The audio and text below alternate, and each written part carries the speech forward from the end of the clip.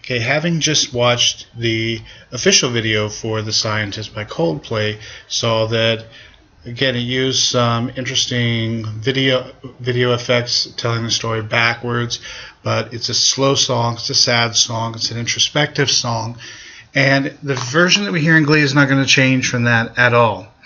So we're not going to have any kind of difference of arrangement or anything to look at. But I want you first to just watch the video. You don't have to know a lot of background. Before we get probably a couple more weeks, as we get close to the point when you're going to be writing your midterm exam, I will put some information up in Blackboard to give you some bullet points to look at. But knowing the stuff that we've already been going through, I want to keep this fresh in your mind.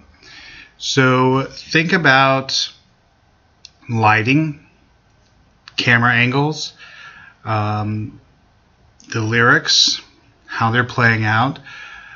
Just to give you a brief overview, if you've not seen the show, the title of this episode is called The Breakup. One couple out of 4 that you're going to see ends up breaking up. And so it's kind of an amalgamation of all these different people and all of the 4 various storylines coming together. And the song is what is able to tie them together. But the director is able to use all the things we've been looking at, lighting, camera angles, motion, music, in order to better tell the story. So here you're just going to watch it. Kind of start taking notes, think about things that we've been talking about and how you see it played to effect here.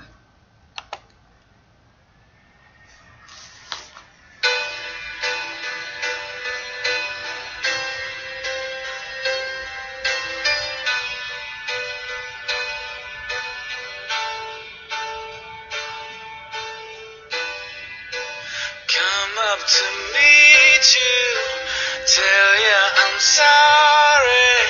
You don't know how lovely you are. Running in circles, coming up tails, heads on a science apart. Nobody said it was easy.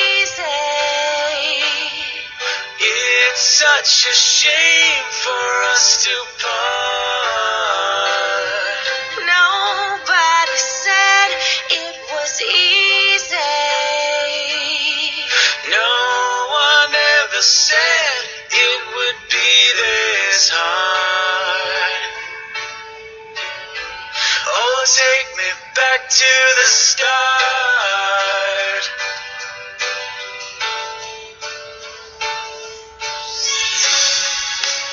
I was just guessing at numbers and figures, pulling the puzzles apart.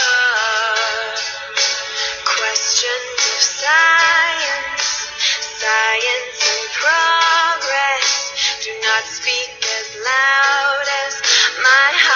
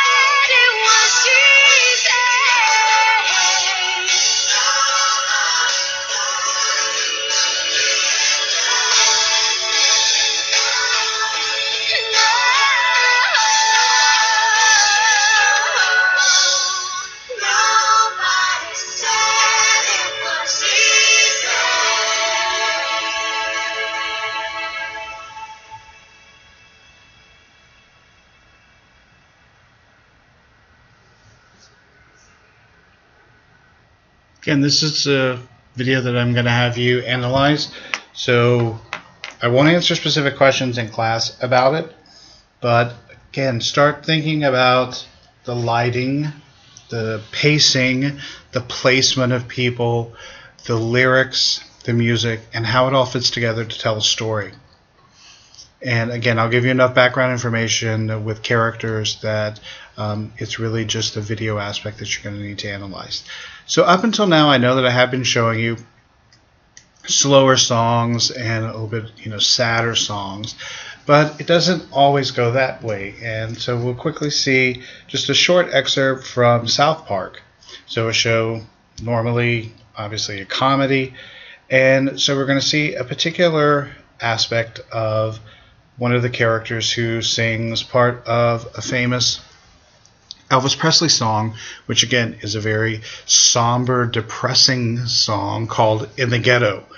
And the characters there are 4 cartoon characters, 3 somewhat middle class, 1 who's very poor, and when the 3 are forced to go spend the night with the poor guy, they are heading, quote unquote, into the ghetto.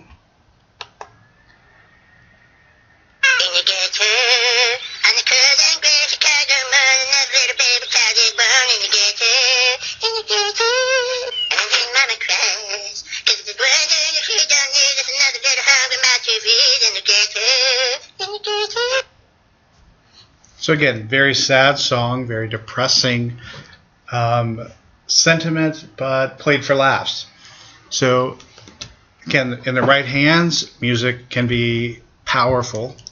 It can take a very sad song and make something humorous. It can take something humorous and make it sad. And so it, again, is able to tie into our intellectual, psychological, emotional heritage to create more than just the words on the page. It really helps to bring out different aspect, just as the lighting brings out a different aspect. Music in Supernatural, specifically, what you're going to be hearing almost exclusively in the background is rock and roll. The characters like classic rock, and so that's the era that really defines the show. And with rock and roll, I'm just giving you a little bit of background. Its emergence out of the post-World War II youth culture. So we have people today, sometimes when you go back and you start looking at things and you hear people say like Elvis Presley was rock or the Beatles were rock, you have to realize the sign of the times. Coming out of World War II, all they had was big band, and so the use of the guitar in ways that hadn't been used before, the electric guitar, etc., started bringing a new sound out. So even though today we think of the Beatles as very pop, soft rock, at the time they were quite different than anything else on the scene. And so rock and roll really was a rebellion. And so it didn't have to be headbanging heavy metal. It was just that it was the sign of the rebellion. People weren't following social norms. And the assumption does go into that it emerged because the youth was feeling alienated. They were coming out in the post-World War II. You get the people who had been involved in World War II. They're now raising families. Kids don't know the world of World War II.